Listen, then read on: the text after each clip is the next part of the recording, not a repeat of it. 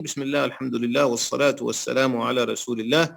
اللهم صل على محمد وعلى آل محمد كما صليت على إبراهيم وعلى آل إبراهيم. اللهم بارك على محمد وعلى آل محمد كما باركت على إبراهيم وعلى آل إبراهيم في العالمين إنك حميد مجيد.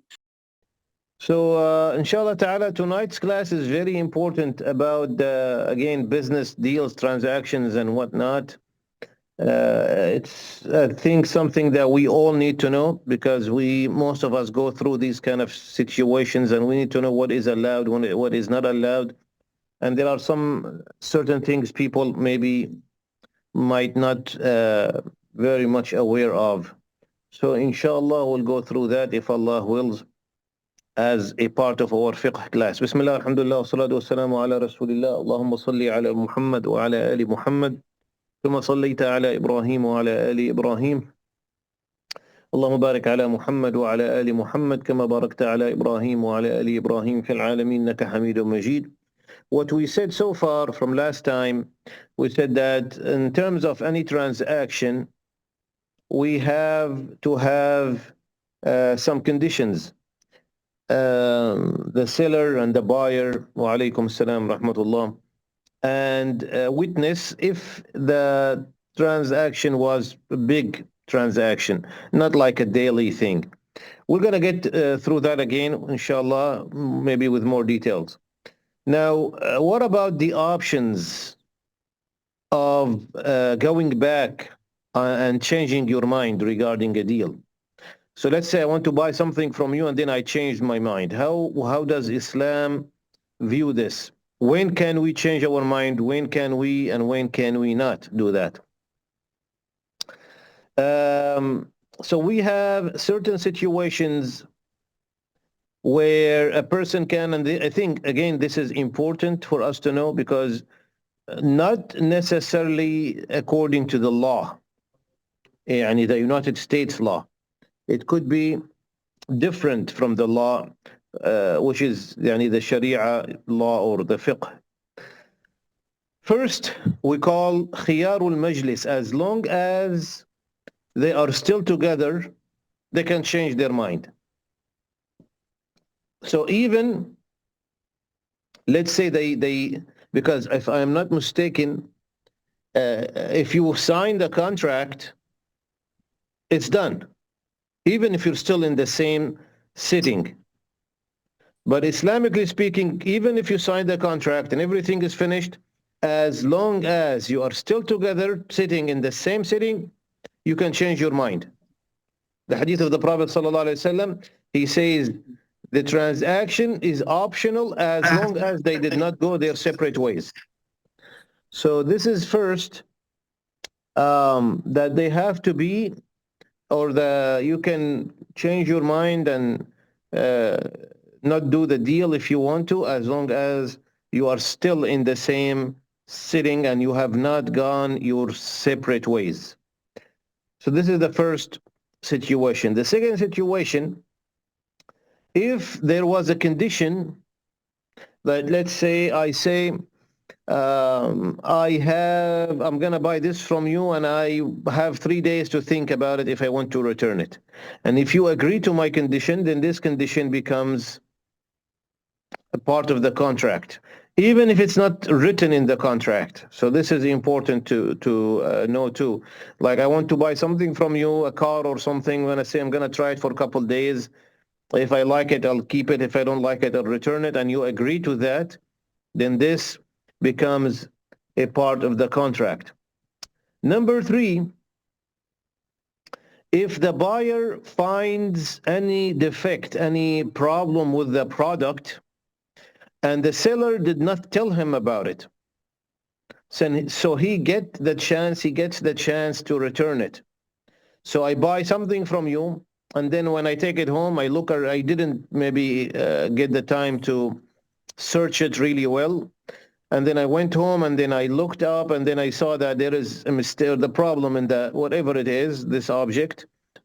Then you get to return it if you want to. And I saw actually that in the United States, this law works, or this kind of rule If you buy something and you find something wrong with it, you go back. As long as you have the receipt, which is the proof of the transaction, you tell them I found this, and they normally return it for you. So that is an Islamic law, Islamic rule, that if you find, and that's why it is a responsibility that the seller should explain or should tell the buyer if there was any problems with the product. The seller should tell the buyer that there is something wrong with this, and if the buyer wants to buy it or not, that's up to him. So this is important for us to explain. We had the problem in the masjid when one brother bought something from another brother, and then he found that there is a problem with it, and they had a fight and they stopped talking to each other. So that's why Islam gives us the solution. We abide by the deen of Allah subhanahu wa ta'ala. So this way, problems can be avoided, inshallah. Okay?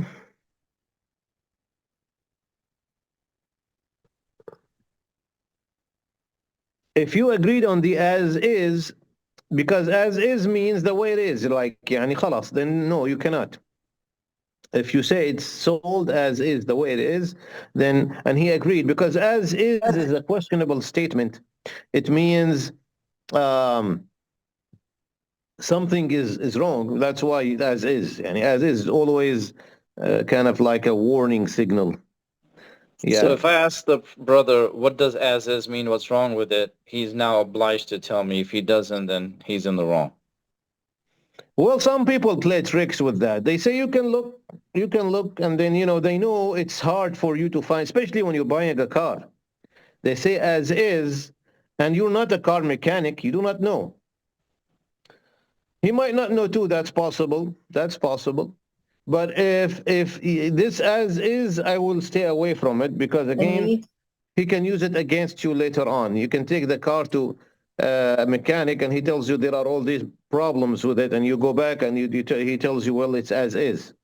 So that's why that's as is a very tricky statement. Okay. The fourth condition, when you can return it, if you find out that the seller cheated you with the price, which means you are buying this, you are a stranger to this city or country, you don't know the prices. So you all go and you buy something, and this, by the way, happens a lot, unfortunately, even in Muslim countries, to the visitors and the tourists. They sell them items for more than the actual price, because they know those people don't know. And that is cheating, and that is haram. That is not allowed. I know, because I am taking advantage of you. You don't know the prices, so I'm increasing the price. One time this happened to me in my own country. I went to buy something, and they thought I was a visitor. I don't know why. They thought I was from France. I don't know, do I look French? Anyway, so the guy wanted to charge me double the price. Subhanallah, how we do stuff like that. Anyway, so in these situations, you are allowed. Doesn't that considered as buying and selling? يعني شطارة? No, that's cheating. That's ghash, not shatara. No, we do call it, yeah, we do change the name. We do change the name from cheating to being smart, intelligent. No, just like changing the name of alcohol to spiritual drink. يعني, it doesn't make it halal. It doesn't. No, we should explain to the buyer. By the way, you can sell your item at any price you want. Any price you want. Islam does not put restrictions on that. But you have to explain that this item normally is priced as, and you tell the guy, and I want to sell it for this price, double, triple, 10 times more, and he agrees. If he knows, that's okay. But if he does not know and you're taking advantage of that, then that is the problem. Okay. Now, there are 7 conditions for the transaction to be correct. What are the conditions of a transaction to be correct? Number 1, both buyer and seller should agree to the transaction. You cannot hold a gun to the seller, to buyer's head, and say, you buy it from me or I will shoot you. So that's not a right transaction in Islam. You can't force somebody to buy your merchandise. Of course, I'm giving an example of forcing. Forcing can be in different ways. It can be blackmail, what do you call blackmailing. It can be different ways. You can force someone to buy your product.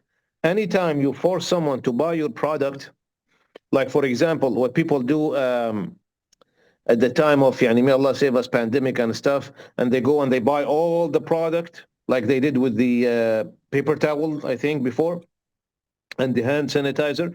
Somebody buys all of it, and now you're forced to buy it from him. That transaction is not correct. You can't do that. And this is, again, a different thing in terms of merchandise. We'll talk about that, inshallah. Yes, Sister Mahmouda.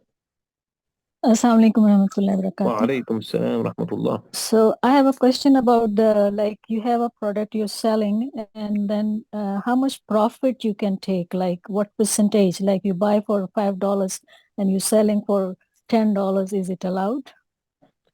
Well, Islam is normally against overdoing it. It's against high pricing, but it's not really haram. You are free to sell it in any price you want. Oh, there is. That's up to you. Oh, okay. Yeah, but the I thought buyer has to know. It's some percentage you can take, like if you buy $5 and you can take only like certain percentage on for the profit. No, I do not know that any hadith or anything that says there is a certain percentage, you cannot go more than that. Okay. You can price it the way you want, as long as people know, it's up to me. I mean, I like this bottle of water. You can buy it from anywhere for 25 cents. I want to buy it, I want to sell it for $2. As long as the buyer knows that, he knows that it's overpriced, and he knows that I'm asking for too much, he still wants to buy it, fine. What's the problem? Okay. Jazakallah. Yeah. Well, yeah, inshallah. Of course, Islam is still against overpricing things because they will complicate things, but there is no rule that says there is like 10 or 20%, you cannot go more than that. There is no really rule like that. Oh, Jazakallah. Yeah, well, yeah, inshallah. So that's first condition, both the buyer and the seller should approve the transaction.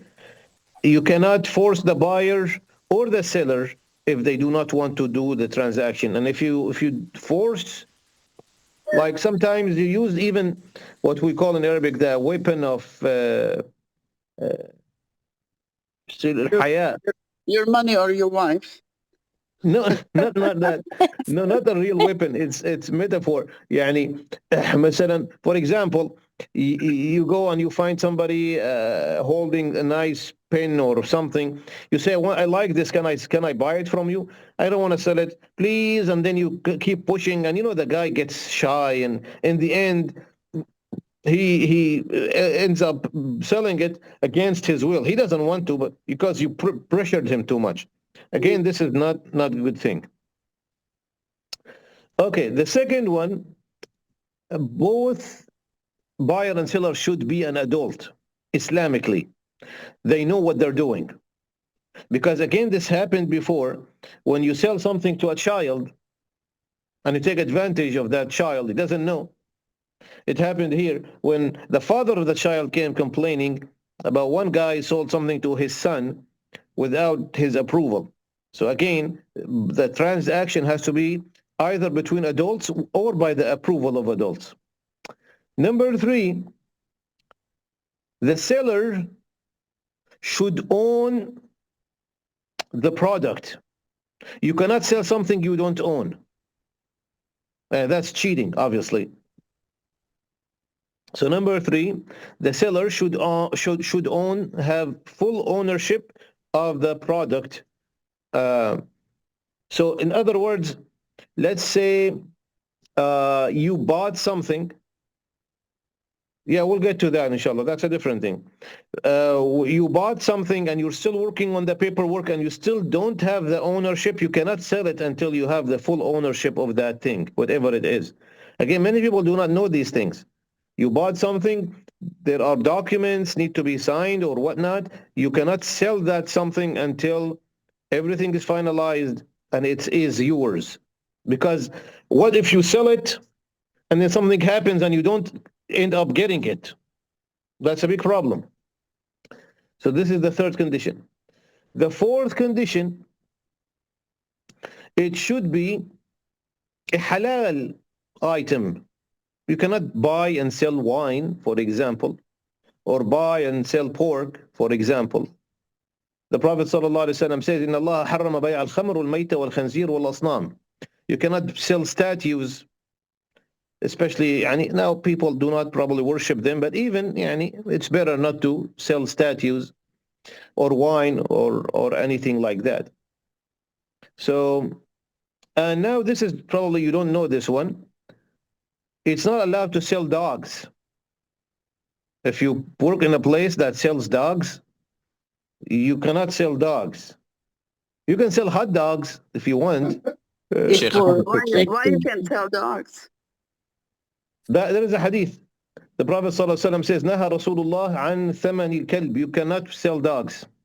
Oh, Yeah, Or only any animal or only dog? only the dog. So what, you just give it away? Where did you get the dog from? I don't You want to found say. it in the street. You found a dog in the street and you're gonna sell it. What is this? Yeah.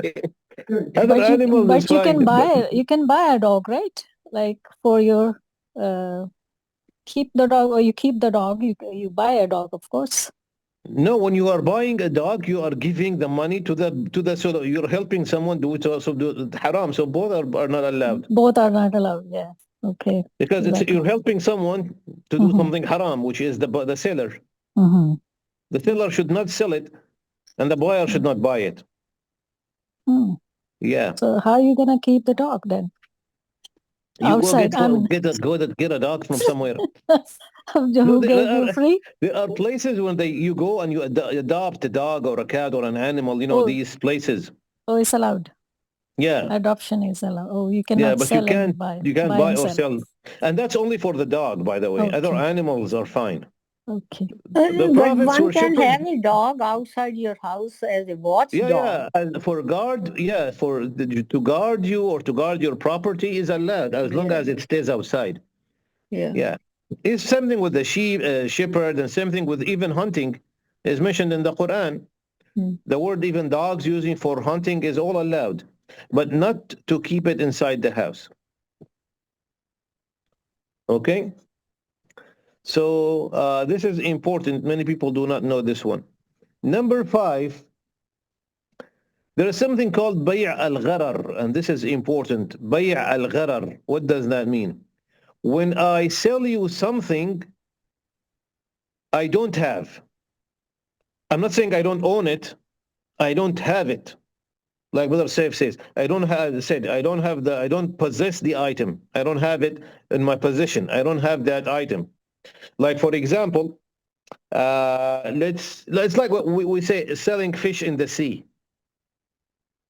Like I'm gonna go fishing, and I'm already selling you the fish before I caught it. So that's not allowed. It's called gharar, and this applies to anything. You don't possess the item, you cannot sell it because you might never possess it. How are you gonna sell it and get the money for it? Like again, you ordered something online, and you have ownership of it. You paid for it and everything. You cannot sell it before it gets to you. Pre-order.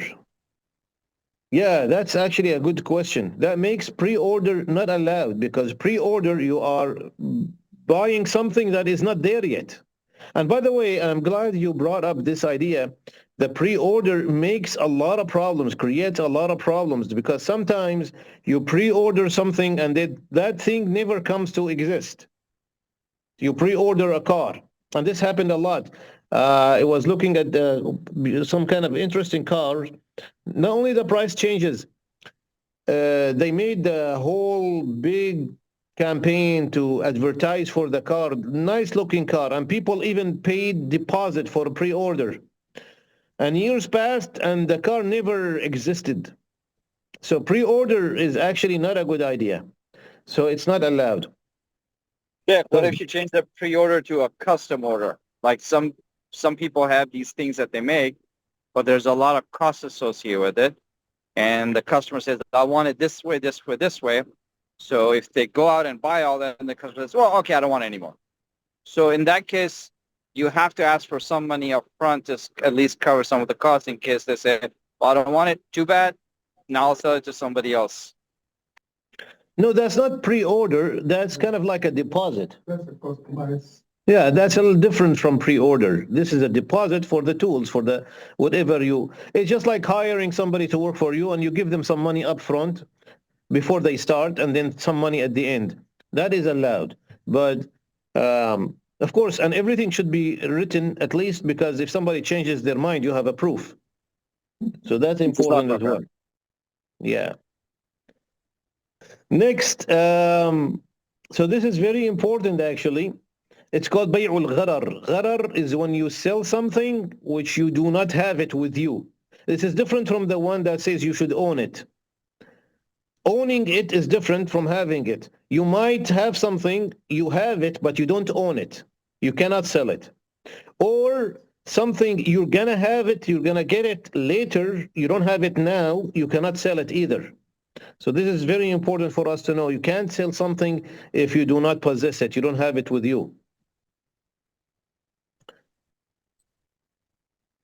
Number 6, the item should be known to both the buyer and the seller. What do I mean by that?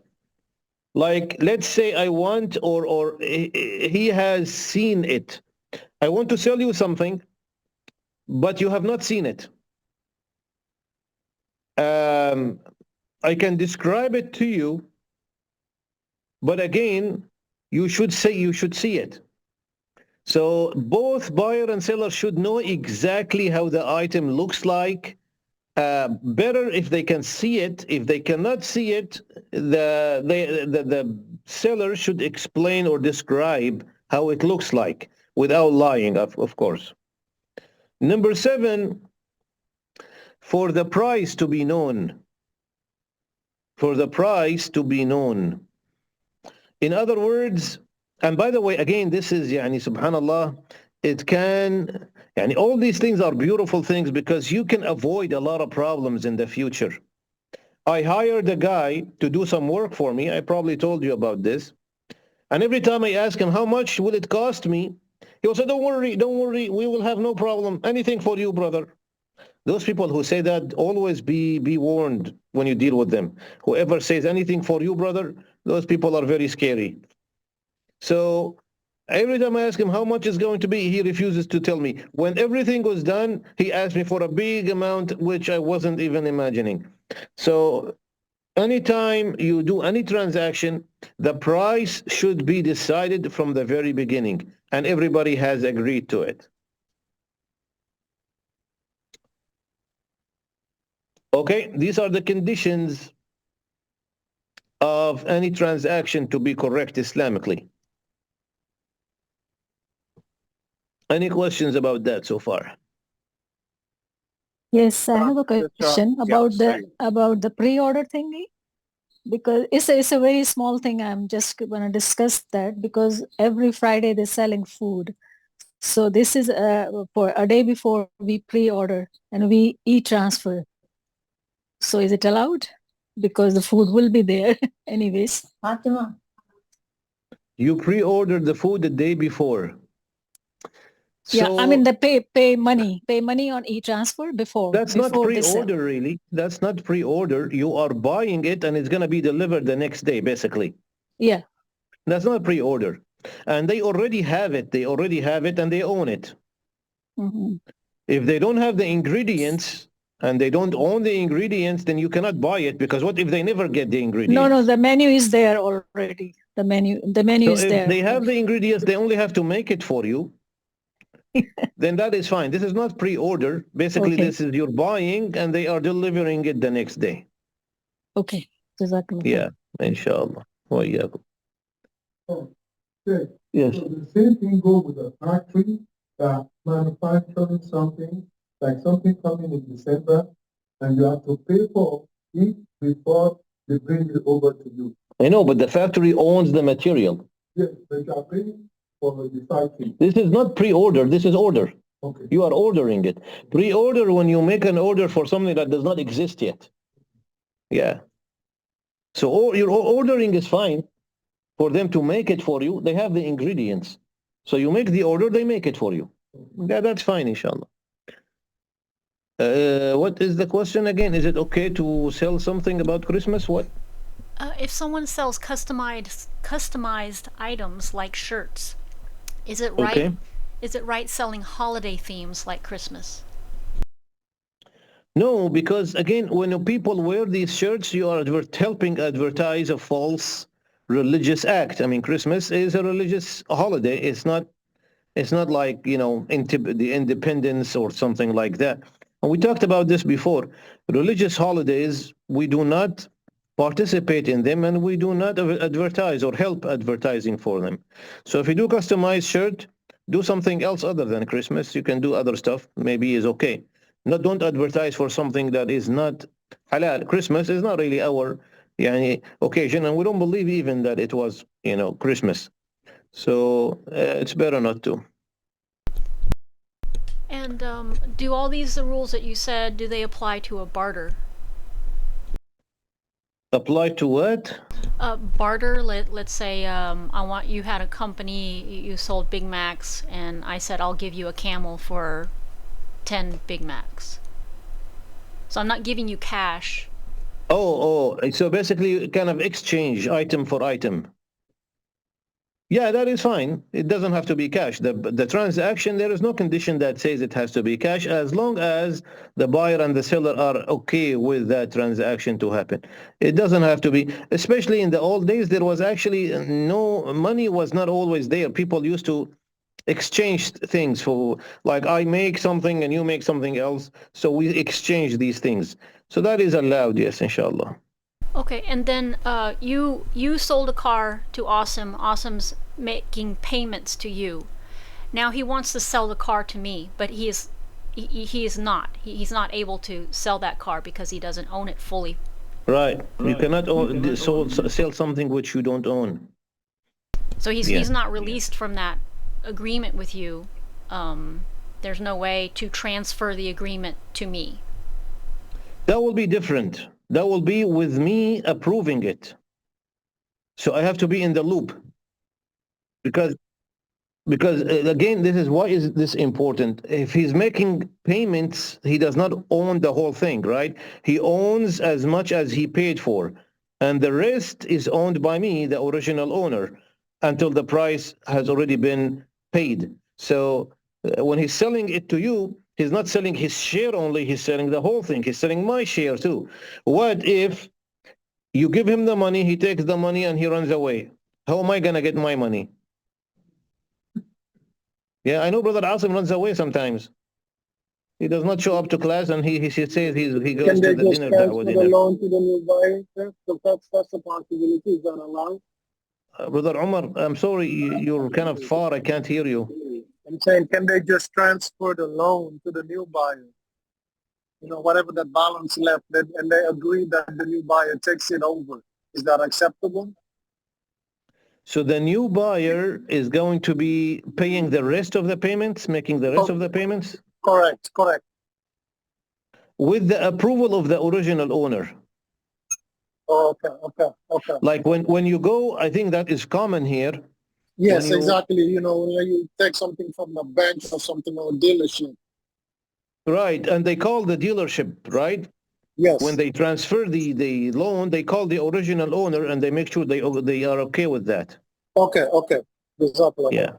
Well, yeah. So basically the original owner has to be a part of this deal and has to approve it because you don't fully own the item. Yeah. You own a burger restaurant and you sell burgers for $5 a piece, and I'm buying from you, and I make a mathematical error. It's on me, but you witnessed it and you know that I made a mistake. So are you obliged Islamically to speak up?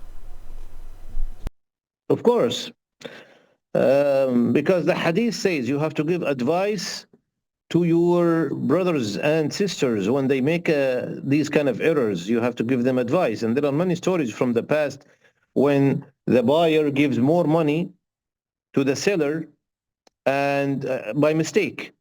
And the seller does notice that, he should tell the buyer that you gave me more and you should give you back the difference. Of course, we should not take advantage of each other's errors. That is very important. Unfortunately, people do that. And it happened with me a couple of times when I bought something from a grocery store and the guy was supposed to give me $20 back. I believe he gave me more. He made a mistake. And I told him, you made a mistake, and he gave him back the money. And he was really surprised because people normally don't do that. But this is our deen, and this is the beautiful thing about Islam, because it creates trust. When you treat me this way, I will come again to your shop. I'll trust you. I know that if I make a mistake, you're going to tell me that you paid more than you should. So this is, again, everything in Islam is beautiful, mashallah.